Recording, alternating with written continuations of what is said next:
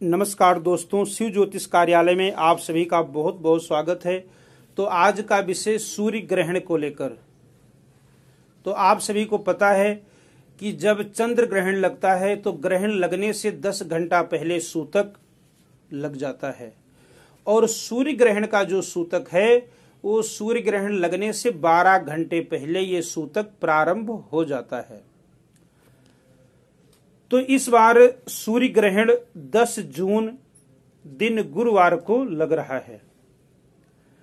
तो ये वीडियो आप शुरू से लेकर के लास्ट तक देखना, तभी आपको पता चलेगा कि आपके राज्य में ये ग्रहण है कि नहीं है।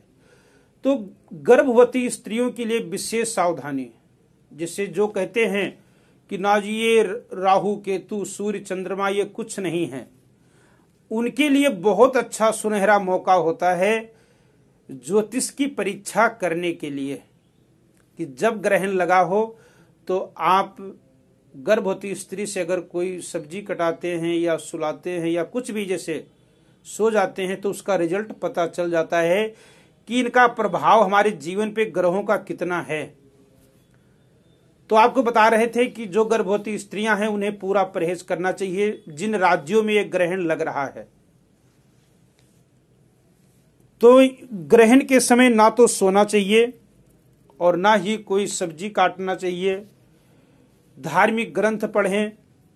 सूतक के समय वैसे बालक, वृद्ध और रोगी, इनको तीन को छोड़कर वैसे तो भोजन करने से परहेज करना चाहिए।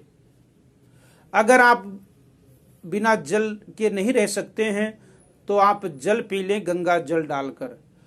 आप जैसे कोई पका हुआ भोजन है तो उसमें आप तुलसी का पत्ता, गंगा जल डाल दें, जिससे वो अशुद्ध नहीं होता। जैसे अचार है, जल है, उसमें आप तुलसी का पत्ता डाल दें या डिब्बे के ऊपर रख दें, जैसे भी है, तुलसी के स्पर्श से वो चीज अशुद्ध नहीं होती है। तो ये गर्भवती स्त्रियों के लिए विशेष सावधानी का समय होता है, सावधानी बरतना चाहिए।